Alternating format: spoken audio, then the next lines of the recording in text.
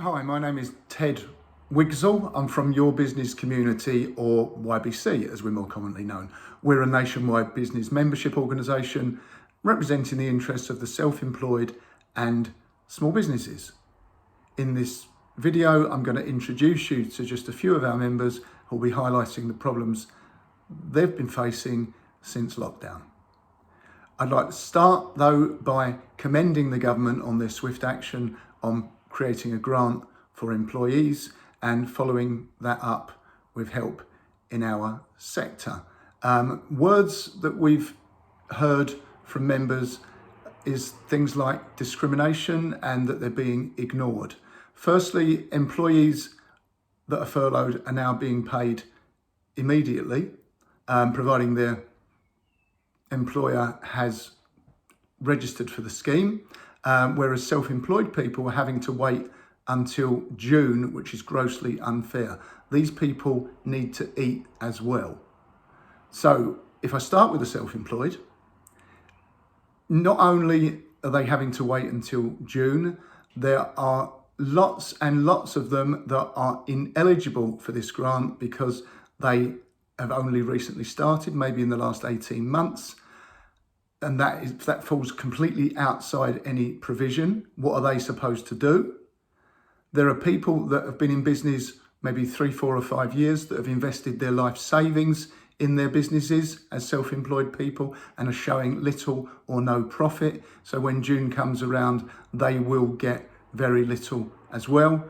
If I can remind you, 80% of nothing is nothing. So help needs to be made urgently available for the self-employed sector. Then you've got self-employed people that have been so for years that have recently become limited companies. There's no provision made there. They're doing the right thing. They're trying to build their business. They've been taxpayers all their lives, as have the self-employed, but there's no provision being made. Then you've got directors of limited companies. The only provision being made for them is 80% of their salary, not their dividends. Dividends are not tax avoidance. They're a legitimate means of tax planning that is encouraged by HMRC. Something needs to be done there so that dividends can be included as well. And this shouldn't have to rely on them furloughing themselves either, because as a limited company, you cannot realistically furlough yourself if you want your business to continue after we come out of this crisis. So provision for the self-employed, provision for the newly self-employed, provision for limited company directors, okay, as a matter of urgency. There's corporate greed being shown with large companies furloughing their staff at taxpayers' expense. The very taxpayers that don't get compensation, their tax is compensating corporate greed, and it's grossly unfair. We've also got members that are reporting to us that their councils haven't yet paid them the business rate grant. Some councils have acted very swiftly and responsibly, but others sitting on their hands, sitting on the money, while businesses are going broke day by day. They need to eat as well. Please urge councils to move that money. And then, surprise, surprise, the banks aren't lending. Despite the best efforts of government, we're hearing stories of banks saying small businesses are ineligible for the loans that are being made available. We hope that changes next week, but as you know, banks have very short memories. The government have done a good job, but they need to complete the job. Look after your self-employed, your limited company directors, and look after the employers of the future. These people have invested life savings in these businesses. Something needs to be done. Okay, on with the video. I'm going to start with my colleague Mia Flanagan, and then we'll carry on with problems from members around the country. Thank you. Good morning. My name is Mia Flanagan. I'm originally from Czech Republic and I moved to England in 1996. At that time, I was married to an English husband and I had 1-year-old daughter. I didn't work first, and when my daughter went to school, I found a job locally and I work for big children charity. I've been working for them for 10 years and then I felt like I wanted to be more fulfilled and I started to look what I can do and be self-employed. I went to college and I did cake decorating class and started to bake cakes. I didn't know about networking, anything, but then I was slowly introduced to networking groups, and then I also started to do network marketing. And in 2016, I have met in some event, I have met a founder, Ted Wixel, and he founded Your Business Community. Your Business Community is a membership organization and we're looking after self-employed people. And I started to work with them in 2016. I became a salesperson and started to run these networking breakfasts. If I would have stayed self-employed or employed, I would have got now 80% of my income and I could take this break kind of like some people, if they get the money in, they don't need to worry about money and they can just think about how they can improve their garden or how they can improve the house. But because I'm now director of company, I became last year in September, October, I became director of Your Business Community. That means I'm employee of the limited company and there is no compensation scheme for people like me. And it is very difficult because I could follow myself as a director, but that means I can't work. And if we have a members who rely on kind of us to be there for them, we still do virtual networking twice a week for them. And because this is classified as working, we don't get any compensation. Obviously, we can't be furloughed. So the reason I'm saying is we are all in the same storm. And but I've read somewhere, yes, we are in the same storm. We all have to go through this, but we all have a different boat. If I would have stayed employed, I would get 80% of my salary, or even if I would be self-employed, I could get 80% of my income. But because I am obviously director of company, I just can't do that, as I said before. So I think there has to be something for us to think about, because we're paying taxes, we're paying quarterly VAT, and we're paying obviously commercial tax and everything. So it would be nice if the government can think about people like me. Thank you very much. Hello, my name is Leroy Joseph and my company is Gateway Community Training. We're a CIC, a community interest company, and we closed our doors for business around about the 15th of March. And since then we've had no funds coming into the business. We are a newly formed business and it doesn't seem like there's any support for small businesses starting up similar to mine last year. And we just think, and I in particular think that's really unfair, that companies like mine are not being supported by the government. So, my message to the government out there, please support small businesses like mine to survive the coronavirus, please. Please help. Thank you. Hello, my name's Tony Silver. My company is White House Mortgages. My income so far has fallen off a cliff. The mortgage market's stopped.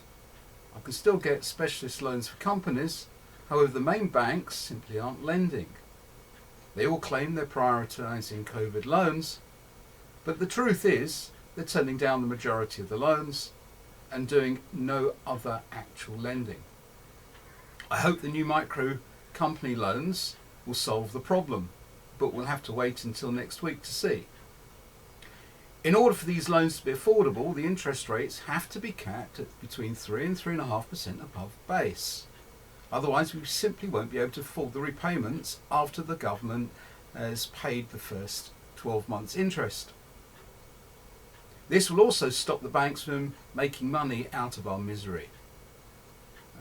Camden have refused my small business rates grant, Whereas if my office was in Tower Hamlets, Hammersmith and Chelsea or Westminster, I would have had my £10,000 grant, and that would save my business. My landlord is still charging me rent for my office, which I can't use. They even tried to put the rent up by 59%. Need help? I need help. Urgently. Please help me. Hi, I'm Lisa Seagrow. I'm the founder and managing director of HR Fit for Purpose. I'm a qualified HR practitioner, and I also lecture in the CIPD Level 5 qualification in HR management. I currently have 26 students across 2 classes, and they are the HR managers of the future. And they have been experiencing considerable difficulties over these last 4 weeks as the pandemic has exploded across our country. I'd like to talk to you today about some of the difficulties that my clients have been experiencing, some of whom are limited company directors, and the difficulties and barriers they've been facing in terms of trying to either furlough their staff or furlough themselves, or actually survive in this difficult climate that we're experiencing right now. I'd also like to share with you a case study of somebody that is quite close to me, who is a self-employed worker, who has found it extremely difficult to cope in these times due to the gaps and cracks that are in this current system that the government have announced for self-employed people. It does seem quite unfair that if you are employed, you can be furloughed and receive 80% of your pay, and that can be paid immediately or literally in your normal pay run for your part of your payroll. However, if you're a self-employed person, you may be waiting until June for a grant to actually help you survive financially. I'm not quite sure how that works out in terms of fairness, and maybe if it was scrutinised under perhaps the Equality Act, there might be an argument to be made that there is a fair case for discrimination here against employed versus self-employed.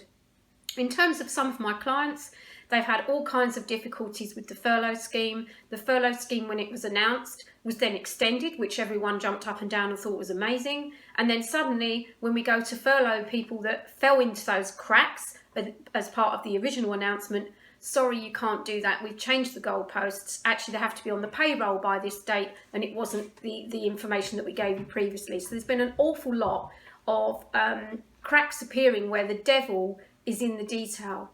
I'd like to really ask whether the government actually have had an HR practitioner sat around the table at any time. I'm sure they've probably had plenty of legal advice and maybe in employment law, but sometimes HR practitioners are able to point out where these cracks and gaps will appear in systems. They'll throw bricks at things, they'll test it, they'll give you scenarios. What if you did this and what if you didn't do that? It seems to me that with these schemes that have been announced, particularly for our self-employed people, these bricks or these people that need to be there to throw bricks at these gaps or to test whether these schemes are going to work are not a party to these conversations. And this is why we have all these gaps and cracks opening up, causing huge amounts of strain, anxiety, worry, and pushing businesses potentially into either liquidation, collapse, etc., etc.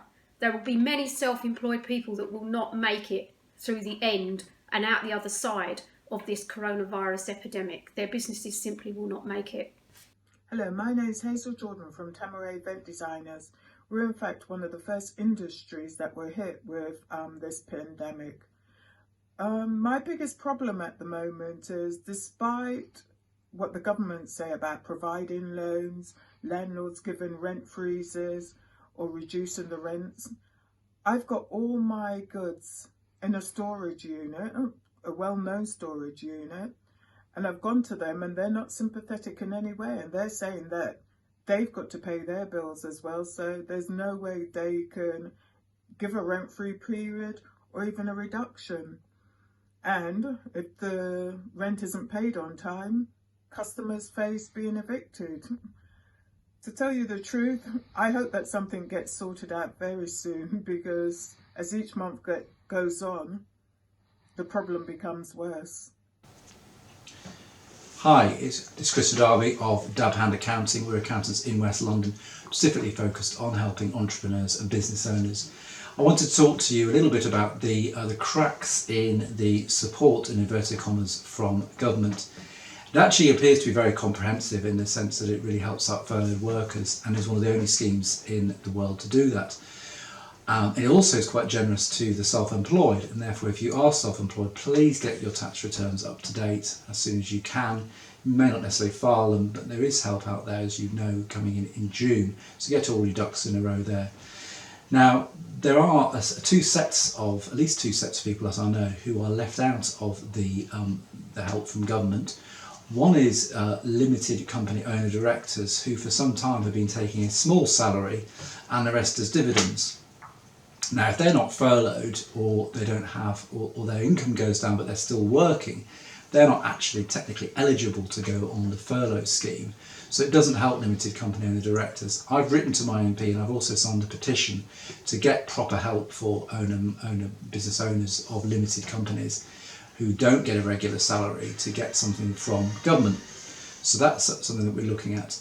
The other people who are left out, and where I think again we should be asking for additional help, and certainly where we can write into your MP and whoever else may know, is for entrepreneurs starting as sole traders who have not yet got any profits to show for their business because they've been investing them or their startups. Now, in that case, your profits, you don't have profits to show, therefore how can you be compensated? I think there will be some help, as there was with the Bounce Back Loan Scheme, but it does require you to speak out through organisations like YBC, and also to write to your MP, and if necessary start a petition or sign those that are already there, to help people out who really need some help and who actually provide a vital service to the UK economy. Hello, my name is Maureen Gaston. I'm an accountant. I'd like to highlight the plight of some of my clients. In relation to the grant, it's not going to be payable till June. This has left a lot of my clients concerned about how they're going to survive. When they've applied for universal credit, the process is long, and also they have to wait about 5 weeks. And if there is an emergency payment, some of them find it's a long process. When they furlough workers, the employees, they have to wait for payment of that as well, and some of them have had to use overdrafts with some of the bank changing the rate of the overdraft. In relation to the CBS loans, some of them are not eligible for it because some of them are in their first year of trading and can't provide the information requested. Directors of small limited companies can fall on themselves, but it means that they don't receive payments on their salary, not their dividends. This is a great concern to a lot of them. These are some of the issues with my clients, and I hope these will be heard and they will get the help required. Thank you. I'd like to share with you a case study that I'm aware of in terms of a self-employed person that I know personally.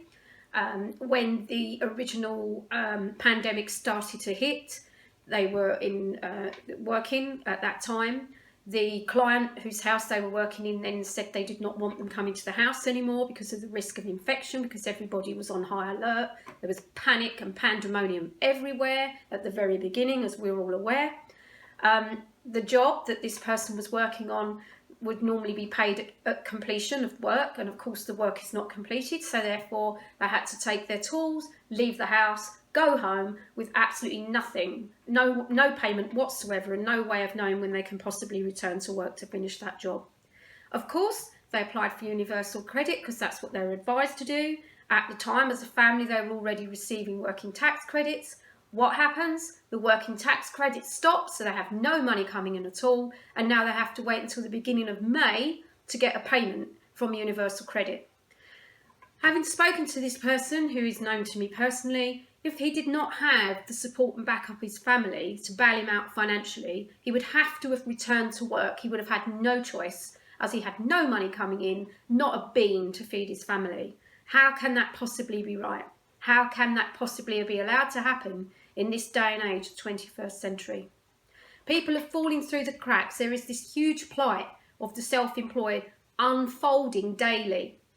Coming back to the case study in particular, person that's known to me is unable to return to work at the moment because he's recently become a new father.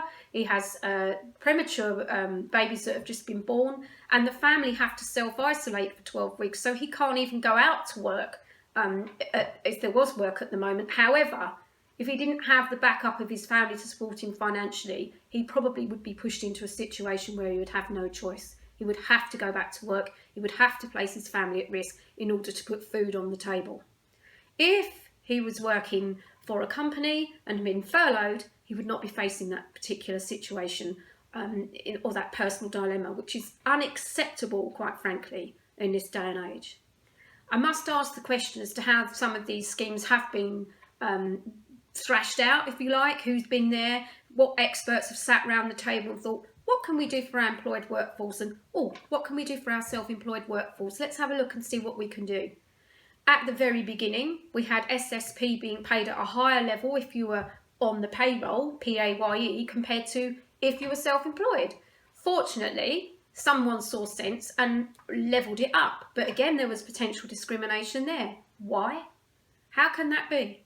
I cannot understand, as an HR practitioner, dealing with people issues all the time in employment, and believe me, I've dealt with self-employed issues as well as those for people in employment.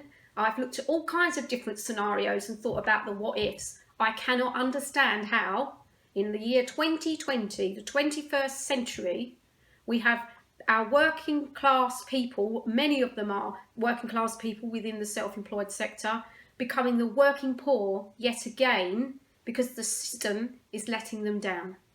Hi, my name's Mark Elliott. I'm the sole director of a limited company based in North London. We offer digital marketing services for the hospitality sector, but unfortunately as they've closed we have no revenues and no business coming through.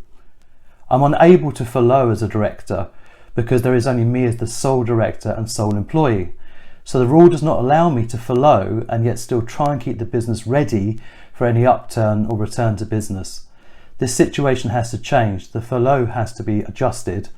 But also I think small limited companies need to simply receive a grant as opposed to these complex payment methods that are being put in place. Hello, I'm Celia. I run a maths and English tuition centre in Surbiton, working with children from 5 to 16. It's part of a franchise, but I'm a limited company and sole director.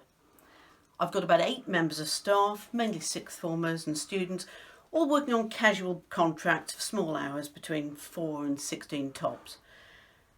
I'm lucky. Kingston Council paid me the small business grant immediately, which has been fantastic because I've got that money in the bank.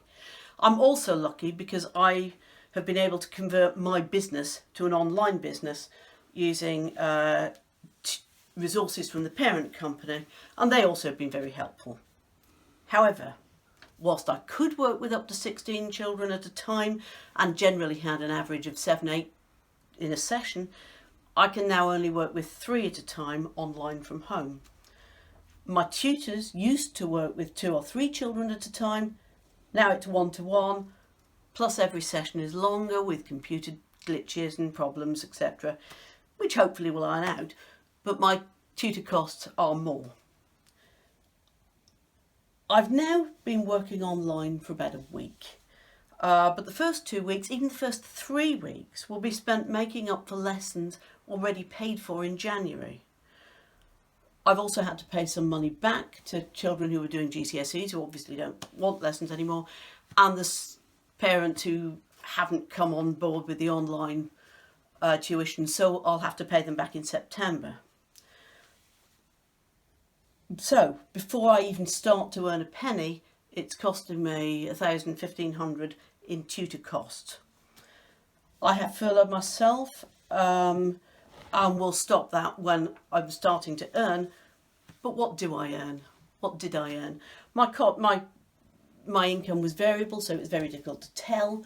And so what the 80% of the furlough just won't meet anything like what I was earning. It's useful. I'm come out of paying VAT, and that was easy. So I can keep more of what I earn. But what happens in September when presumably we go back, things go back to normal, and I've got a fraction of the number of pupils I've got, and a lot of parents have lost jobs. A lot of parents might still like my services, but won't be able to use them. That concerns me. So there you have it. There is widespread disappointment and anger within the self-employed and small business community because they feel like they're being ignored and discriminated against. They're not asking for anything other than what the employed sector and some parts of our sector are getting. We need equality and we need to be able to eat.